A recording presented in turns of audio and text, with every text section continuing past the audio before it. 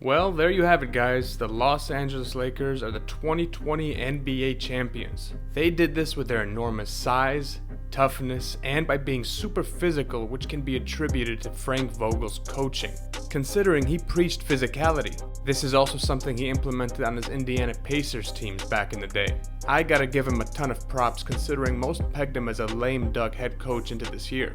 Also, having two dominant top 5 players in LeBron James and Anthony Davis probably helped them just a little bit.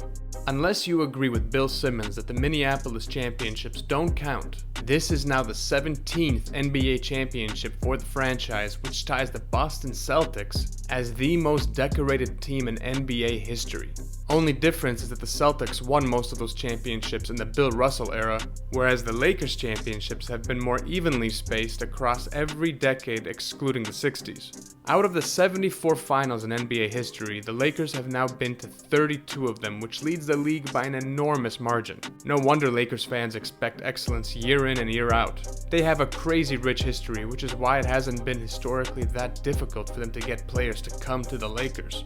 But this past decade has actually been a tough one for the Lakers. You can argue it was one of the worst decades in franchise history, and that it wasn't until recently that things started taking a dramatic turn for the better, and it all starts with LeBron James. In this video, we will break down why the team was on hard times and how LeBron saved this Lakers franchise en route to their 17th championship. But before we get into it, if you enjoyed this video, subscribe and hit the like button, and remember to turn on the bell notification so I can keep getting new content out to you. Also, feel free to leave a comment with your thoughts on this team and LeBron's impact. I try and respond to most people's comments the first few days the video is up. Los Angeles Lakers fans, I'm sure, remember how crappy this past decade has been for them. Before this year, the Lakers endured 6 losing seasons where they averaged about 23 wins a year, without very much to show for it, and lost most of their appeal as a free agent destination. You can make an argument that everything started going downhill after David Stern nixed the Chris Paul trade right before the 2011-2012 season that would have shipped out Lamar Odom to New Orleans and Pau Gasol to Houston. It completely deflated the team and marked the end of Lamar Odom's career, as they traded him away soon after. It also slighted Pau Gasol after he just helped them win 2 championships. It's really nuts considering the Lakers still would have had the assets to make the Dwight Howard trade the following season. But we won't get into that what if, as it has been talked about ad nauseum. But look, the Lakers thought they recovered the next year when they traded away 2 future first-round picks in exchange for Steve Nash, and then Andrew Bynum, who would end up breaking down the following season for Dwight Howard. People thought this was a surefire championship contender, and that the world would finally see Kobe and LeBron, who was at the Heat at the time, face off in the finals. But we all know how that turned out with all their chemistry problems and Kobe's torn Achilles in the playoffs. Though I'd like to note that the team was playing very well towards the end of the season. But then Dwight left and the team was left barren and didn't have the salary cap space because they gave Kobe that infamous contract extension. Which I could understand, seeing as how the Lakers tried to send a message that they take care of their own. Things took a turn for the worse in the summer of 2016 when the NBA salary cap skyrocketed. Kevin Durant was a free agent that summer and wouldn't even take a meeting with the Lakers. He met with the Thunder, Warriors, Celtics, Spurs, Heat, and even the Lakers' younger brother LA Clippers, but spurned one of the most famed and decorated franchises in NBA history.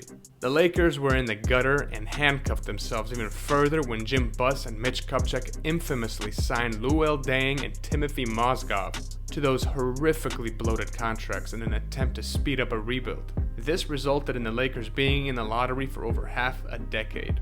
Then we of course had the short-lived Magic Johnson era, who took over after Jeanie Buss fired her brother, who then by the way attempted a coup over his sister. The franchise was just in tatters and Magic Johnson was a bad replacement, let's face it. But at the very least the team did have some nice young prospects from all that losing, but even that was tainted by drama and mistakes. Brandon Ingram was a solid pick for them as the number 2 pick in the draft, as was Kyle Kuzma. D'Angelo Russell was also a solid pick, considering we don't know what will happen to Porzingis with all his injuries. But Russell brought a ton of problems to the locker room, and Magic Johnson traded him away for Brook Lopez, who he then let walk after signing LeBron James, despite the fact that he could have been retained super cheap, and the team needed shooting.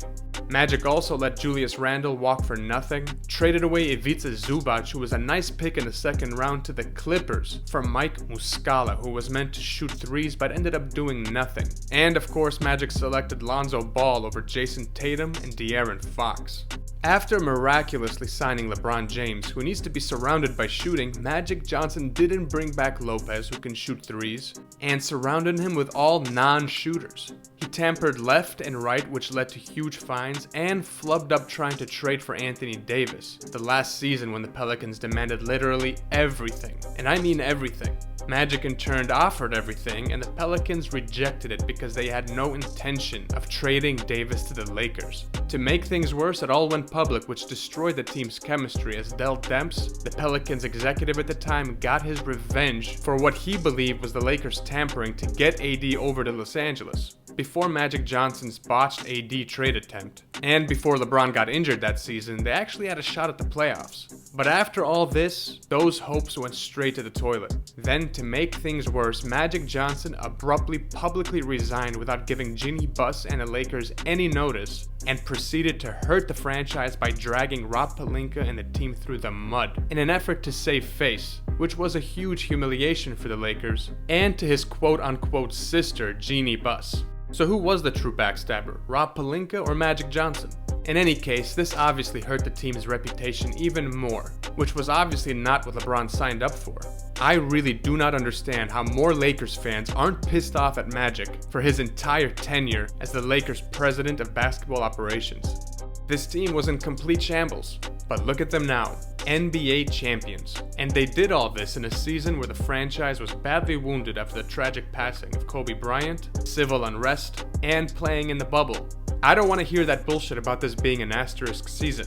As far as I'm concerned, every champion has their own asterisk. But this quick turnaround can be attributed to LeBron James choosing to come to the Lakers when no one else would. When players wouldn't even take a meeting. When LeBron, at his age, had absolutely no second star to team up with in LA. He had options to sign with teams where he could contend for a championship right away, but instead he chose to sign a long-term deal, all the while taking a huge risk on the remainder of his career on this Lakers team that no one wanted anymore and seemed dysfunctional. And look, I know there were murmurs out there that people didn't want to play with LeBron James, but if LeBron didn't sign with the Lakers, Anthony Davis would not have wanted to join them. LeBron got the Lakers Anthony Davis. Where would this team have been had LeBron James not joined the Lakers? I'd say most likely in the lottery for the 7th straight season. He almost single-handedly brought this team back out of the gutter and helped build this team up. Say what you will about LeBron with all his drama and passive aggressiveness that surrounds him, the dude gets his teams to the finals as he has almost every year in the past decade. In his 17th season, he has proved to everyone that he is still the best player in the world. LeBron was a first-team All-NBA player, a runner-up for the MVP, and even managed to lead the league in assists for the first time in his career, which I thought was pretty damn cool. This team was at its low point, and within 2 years of signing LeBron James, they are champions. Not only has this team been rebuilt as champs, but their reputation has also successfully been rehabilitated. I truly see this team competing for championships for years to come. What do you guys think? How much credit do you give LeBron James for the Lakers being in this position? Where would you rank LeBron's Lakers championship amongst his 4 chips? Let me know in the comment section. I will be responding to most people's comments the first few days the video is up. And again, if you enjoyed this video, subscribe and hit the like button. Till the next one, guys, I'm out.